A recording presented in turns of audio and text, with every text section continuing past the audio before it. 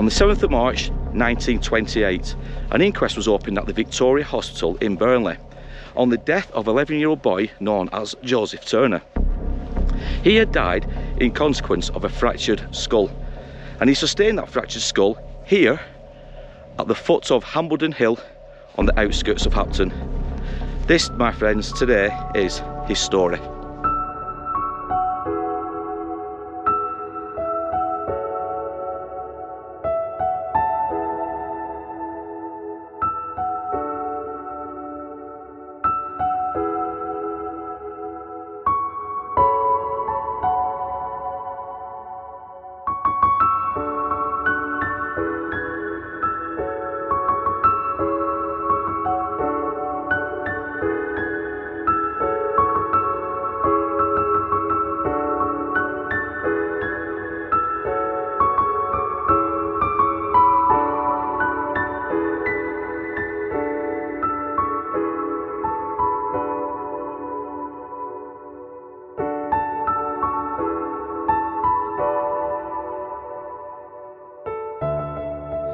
Now, whilst we're here over in Hambledon and retelling the tale of young Joseph, we're going to visit some interesting landmarks, and they do appear, obviously not just on more modern maps, but they also date back to the 1890s, early 1900s OS maps.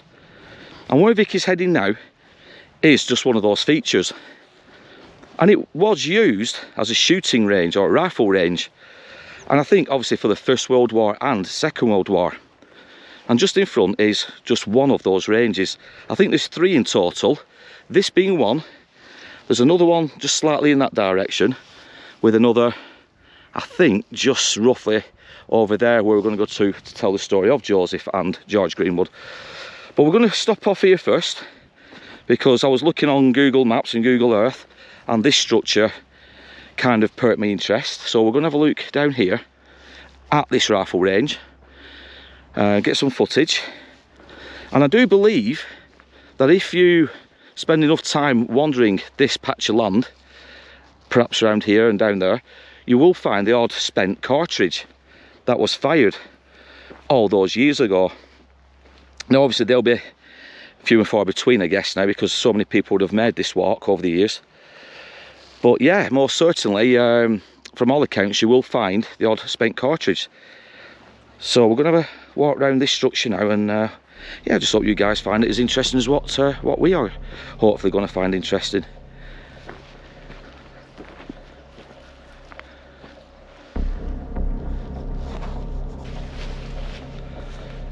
Now obviously we're not going to get in here, it's absolutely drenched.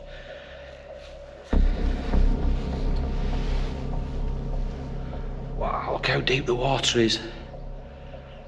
Look how many tyres. 1, 2, 3, 4, 5, 6, 7, 8 that I can count straight away. That is mental. So I presume this would have been used by sergeants and soldiers and whatnot back when they were testing the rifles. They probably would have stood in here, I presume, and watched what the soldiers were doing, the riflemen. I'm not quite sure how all this would have worked, to be honest. Were the soldiers, like where Vicky's coming now, they've all got numbered bays, 1, 2, 3, 4, 5, 6, and just goes on to the end. I don't know how it would have worked. Would the soldiers been facing that way, leaning on here and firing, or would they been firing across into these mounds? Because these look like a unique shape, don't they? Like the ripples. So would the bullets have been fired into the ground, which has obviously over years maintained this shape? I don't know. I just don't know how this would have worked.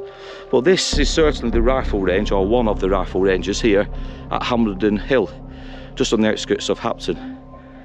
But like I said, the story we're going to go to is just on that peak there, which I feel is, well, roughly around there where I think the story of Joseph and what transpired on the 4th of March 1928, where it would have took place, and you'll find out why when we get there.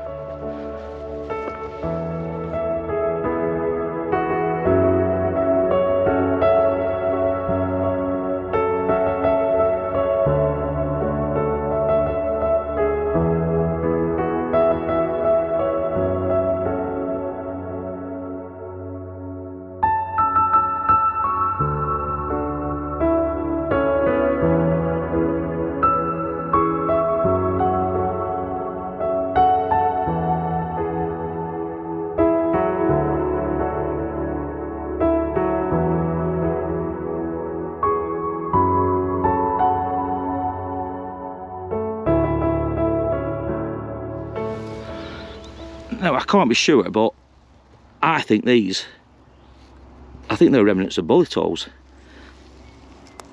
I mean, it doesn't go too deep, but most certainly I think they are. That I'm not sure about. It could be where the rivets were, such as obviously that, and that may be a rivet hole, but that most certainly I feel is just one bullet hole, and there could be several just there as well. Many more just there. Yeah, they're definitely bullet holes. There's loads on this side here. You can see all the remnants just here.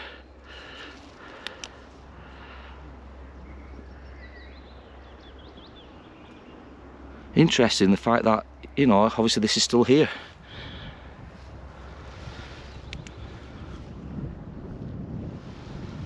Now, on the morning leading up to the tragedy that occurred here, Joseph had spent the time with his grandfather, Edward, where they both lived together at number 1 Stone Moor Bottom, which is straight in front and are probably about 2.5 miles away from here. He left the house though around 3:30 in the afternoon, like I said, with a group of small friends who he had. And we'll go through the names as we make our way over to where we think the actual story unfolded. But it was around 3:30 in the afternoon. And like I said, the group of boys had spent an hour and a half, 2 hours possibly, in this region looking for spent cartridges. It was around 5:30, 6 o'clock. Like I said, they spent some time down here, but a couple of hours later, George Greenwood and a group of his friends had appeared, like I said, on the hill line just in front.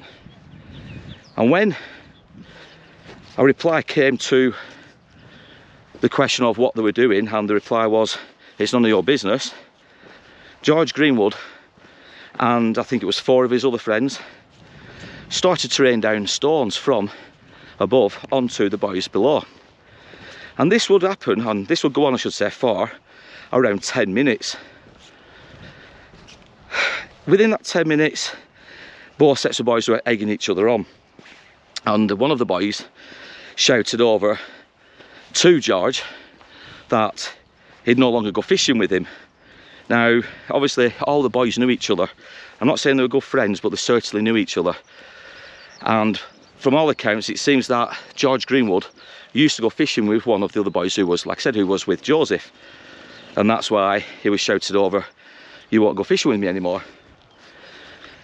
Now, as we get closer to where we think the tragedy happened, we're going to talk a little bit more about why one boy and not a group of boys would ultimately be charged with the death of Joseph Turner. Now, where we stood is what I believe is something like the area Joseph and his friends would have taken cover that afternoon. We know that George and his friends appeared a little bit higher up on a ridge, and when they started throwing stones, heavy stones, down at Joseph and his friends, they hid behind large boulders and in drifts such as this. So this is quite conceivably one of the places they could have hid at. They may well have been on that path there and just under that hillside, but it was most certainly somewhere like this. And we have to remember, even though this took place in 1928, nothing much has changed here at Hambledon Hill. You've still got all the stones scattered around on this side of the hill, whereas over that side it's pretty much hillside and grassland. So we feel it's somewhere around here where Joseph himself would have been hiding with his friends just to take cover. Now, although it was Joseph who ultimately took obviously the brunt of the stone throwing, like I said, he was accompanied by several of the friends. You had James Kelly and his brother Daniel Kelly, Alan Freeman, James Dickinson, Joseph Owen and James Thompson. And it was all those boys, like I said, that had made their way over. The same path as what myself, Vicky and my daughter's just made, where them cows now are. They walked along here, spent the best part of the afternoon looking for spent bullets. Now it's crazy to think that somewhere amongst all these scattered stones, some of the smaller stones, one of these could well be the stone that hit Joseph on the head and knocking him unconscious that afternoon. Because like I said, there's a lot of loose rubble, loose stone, loose debris around this area. Now obviously we're never going to know which stone hit Joseph. We're not that naive to even presume so, but yeah, it's just, again, it's another crazy feeling and situation being here where we believe that stone throwing incident took place all those years ago, and like I said, ultimately cost the life of one of the boys.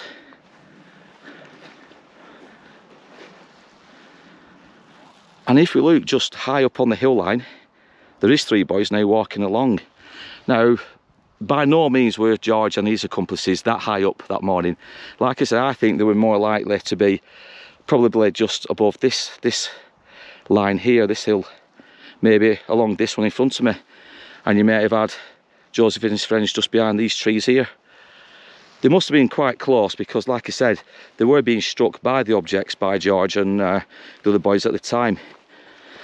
So you're talking, what, 20, 30 feet away when George started throwing stones down at Joseph. So I kind of imagine Joseph and his friends being hid behind this ridge here. And as we get closer to it, you'll see why. Because it was reported by one of the boys, one of the witnesses at the inquest, that they hid behind large boulders on an incline. So you've got your boulders, you've got your incline, you've got your gully down there, and if I stand back, just how quickly it disappears from view.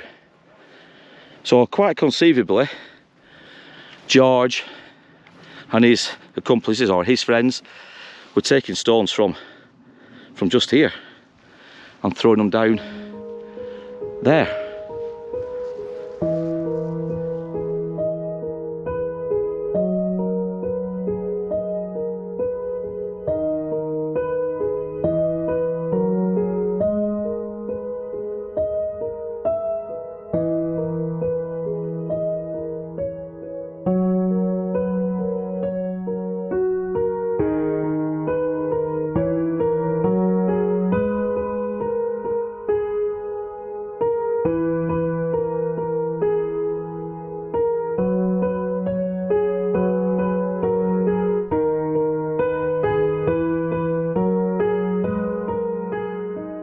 Obviously, it goes without saying that none of this was premeditated and the stone throwing wasn't planned.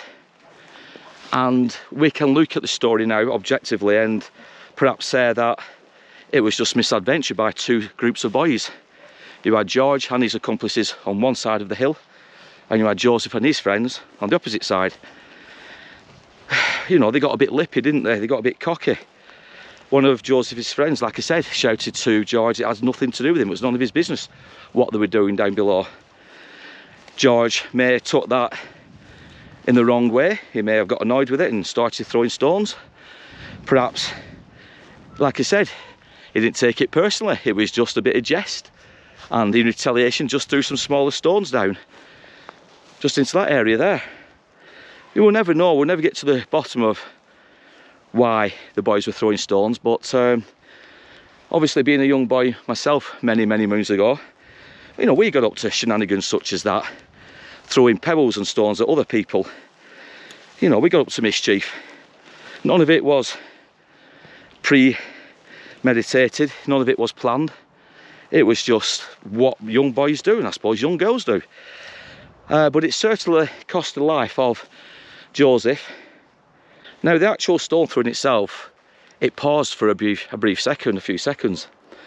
And from all accounts, Joseph popped his head up from down below. And he did it in the exact same time as a stone appeared from over here. And it got launched across and it hit Joseph on the head. And it knocked him out completely. Blood instantly streaming from his skull. Now, in between the lull, two of the boys from down below pretended to cry. Now, I think they did that because obviously they'd had enough. Things were getting a bit serious, perhaps the stones were getting bigger, we don't know. But two of the boys certainly began to cry. And this is when the lull took place in the stone throwing. But like I said, it's when Joseph himself popped his head up from a mound such as that one, when a stone came over and clocked him on the top of the head. Now, obviously panicking, George himself would later admit that he heard a crack like a stone hitting something hard, and obviously that turned out to be Joseph's head, but he certainly heard the crack that it made. And George and his accomplices ran across the hill line and out of view. Now, when they were running away, George turned around to one of his friends and said that even though he may have thrown the stone and hurt Joseph, because obviously at the time they didn't know Joseph was seriously hurt, but he turned around to him and said, even though I may have thrown the stone, we're all in it together, which obviously they were, weren't they? Okay, one boy might have caused the death, but ultimately you could argue and say all of his accomplices were ultimately to blame. Now, Joseph himself will be taken from here by a group of two young men who was also in the fields down below. Several boys ran off to get help, and this is when they came across, I think it must have been two young farmers. Now, they came up and they quickly carried Joseph away from here back to a cottage further down the lane. And I think it's Hambledon Road, I think it's called. But he certainly ended up in a cottage. Now, Joseph, he would be seen to by a doctor, and I can't remember if it's Adderscar or Edgescar, I think his surname. But he came to the cottage and quickly bandaged up Joseph's head. It was there that he realised that Joseph was in a serious condition, and he then instantly said that he needed to get to hospital. So he got help, they got an ambulance, and they escorted Joseph to nearby Victoria Hospital. Now, it was Joseph's friend James Kelly who would go and fetch help. And he, first of all, like I said, he got a doctor to come round to see Joseph, his friend Joseph. He then made his way to number 1 Scoutmore Farm, where Joseph lived with his grandfather, Edward. Now, like I said, it was 2.5 miles away, roughly, from here to where they lived. So it'd take, obviously, James quite a few minutes to get down to the house, as well as obviously get back up to the cottage where Joseph was now laid down in the bed. He spoke a few words to his grandfather before becoming unconscious again, and he said to his grandfather something on the lines of, you know, don't blame me, it wasn't my fault. Now, obviously it wasn't Joseph's fault, none of this was Joseph's fault, it was just an unfortunate victim in some misadventure with a group of lads. Now, on Monday, I think it was the 5th of March, Joseph sadly passed away from, I think they put it down to shock from the injuries sustained to the fracture of the skull. He underwent an operation whilst at Victoria Hospital, but he sadly passed away. And like I said, the inquest would reveal that ultimately he would die from shock. Now, George Greenwood, because his name was mentioned quite a few times by all the other witnesses, he would soon be arrested that afternoon. And he would end up at the inquest in the afternoon on the Wednesday, I think it was the 7th of March. And he would plead obviously not guilty to murder, but he would be charged with manslaughter. Now, some may say obviously that's extremely extreme under the circumstances, because he would admit straight away that yes, they were throwing stones, but it was done without any malice, without any intent. You know, it was just what boys did. Now, in hindsight, obviously we know stones are heavy, we know they can cause a lot of trouble. I think everybody can appreciate that, but boys being boys, they do silly things. But like I said, further up on the hill, there's no way that George himself had pre-planned any of this. It was just one of those incidents that got out of hand very quickly, and as sad as it is, it would result in the loss of a life. Now, George himself, like I said, he would admit to the incident and the stone throwing, and he would detail everything that we spoke about, that they did it for about 10 minutes and there was a lull in the stone throwing. And when obviously Joseph popped his head up, like I said, just in that area, that's when the stone cracked him on the head, and then George obviously scampered away with his friends. Now, George would obviously have to face trial for this, because at the end of the day somebody did die. And it was in April that he ended up going to the Manchester Assizes. This was actually sent to the main courts in Manchester. And the jury themselves, I think it was only in court a matter of minutes, it wasn't that long. But even the judge at the time basically kicked the case out of court, saying it shouldn't have come in the first place. This should be dealt with by the local magistrates here back in Burnley. Now, I think it was on the 1st of May 1928. Another inquest took place back in Burnley. And this time, the jury and the coroner went with the judge's recommendation back in Manchester the day before, basically saying that it should never have gone to court.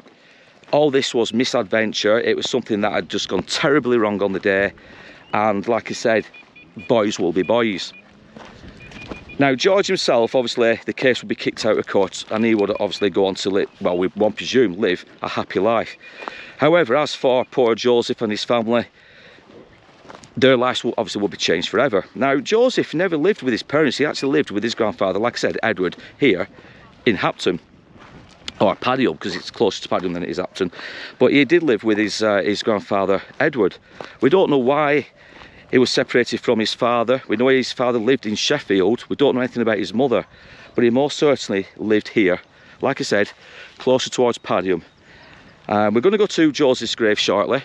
We know where his grave is, or we know we've got his headstone number and we know where he's buried. So we're going to go there and hopefully pay our respects to young Joseph.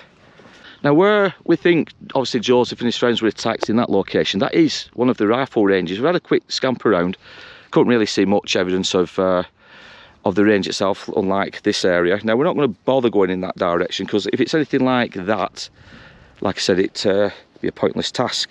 But we are going to go visit that structure there where we think the riflemen would have been at the time when they were using the range itself. And it makes sense because it's in perfect line with the rifle range there.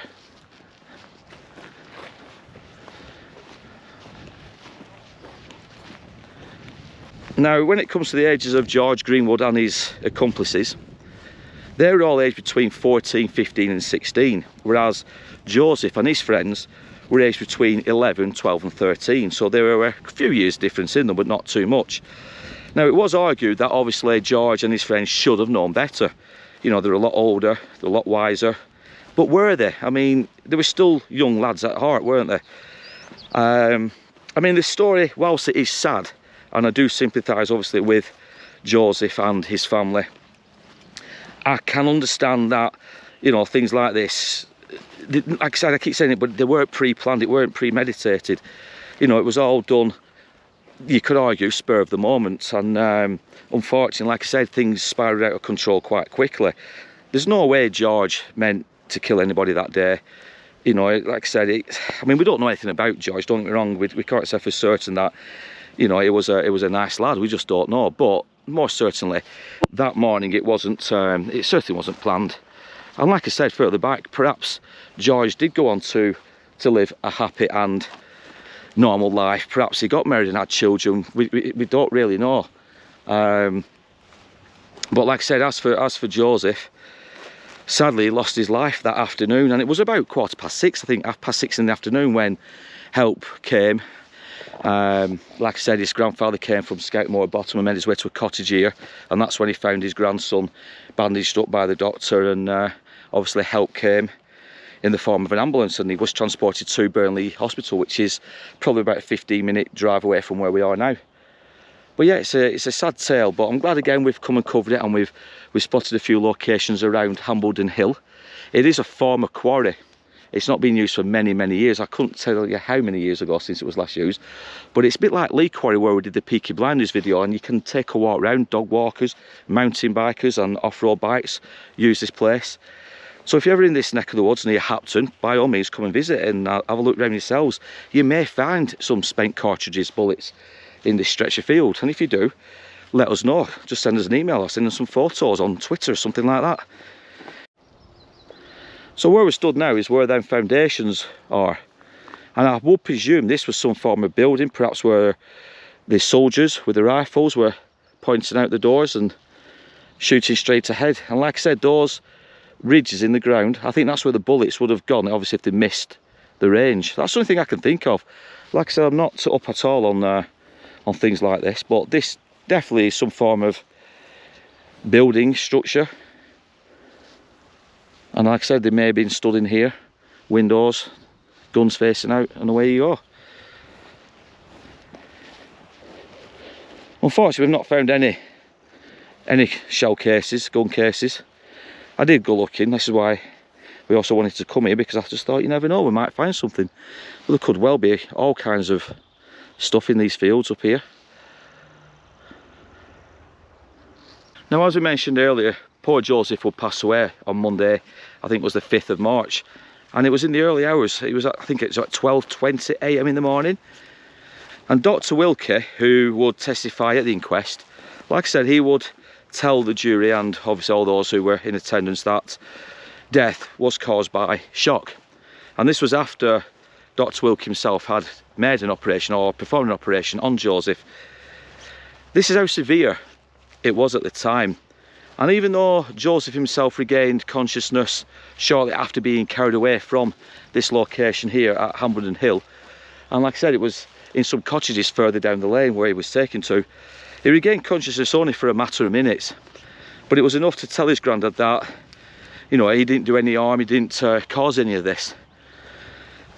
Now, obviously nobody would have known that the injuries were going to be so severe that Joseph would pass away, but this is how Joseph was thinking at the time. He was a young boy, and we could assume that even at that point, when he would have been in so much pain, he still thought he was going to be in trouble with his grandfather because of what had occurred. And yet it couldn't be further from the truth. Poor Joseph was just an innocent victim in Misadventure. And we could also say and argue that perhaps all of the boys, both Greenwood and his friends and Joseph's friends, they were all guilty of misadventure. But like I said, it's just one of these things, a tragedy in life, and it's sad when it does occur. It's sad on the family, obviously directly involved, of Joseph. And like I said, it must have had ramifications on all the boys throughout their lives, because they would have had to grow up.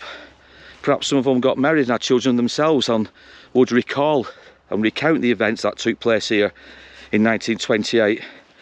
Perhaps some of them grew old, kept the secret to themselves, if you want to call it a secret. Perhaps they were ashamed to even speak of this to their future wives, their future grandchildren and children of their own. We will never know.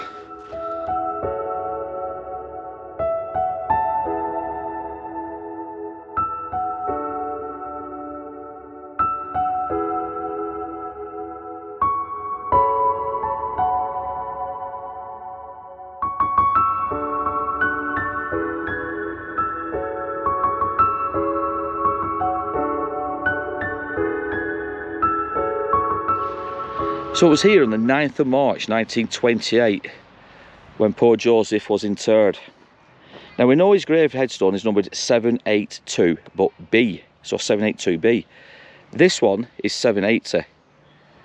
The one next to it obviously 781 and 782. Whether or not it's B, it's hard to say, but more certainly this will be 782 at least. So we think this is where Joseph is interred. Now we don't know much else about his funeral on the day. We don't know how many people turned up, if it was a small affair, just, you know, like I say, his grandfather perhaps. It's hard to say, but unfortunately, if this is his final location, his final resting place, as you can see, there's no headstone, and we get this a lot with similar stories. And I don't think there's any remnants of a headstone looking at it, but most certainly there is a grave here. This is Joseph's final resting place.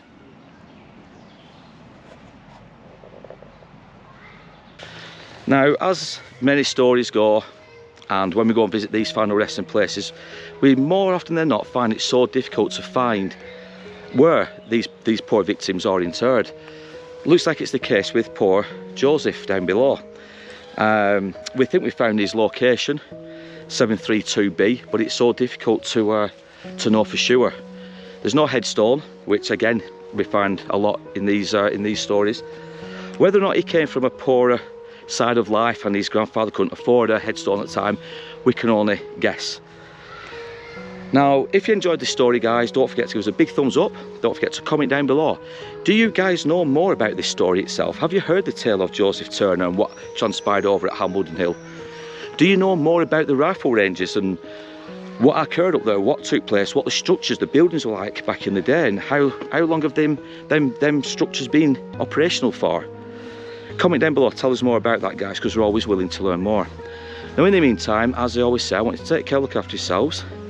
We will be back soon with another tale from our dark and at times illustrious past. But for now, take care, guys. We'll speak soon.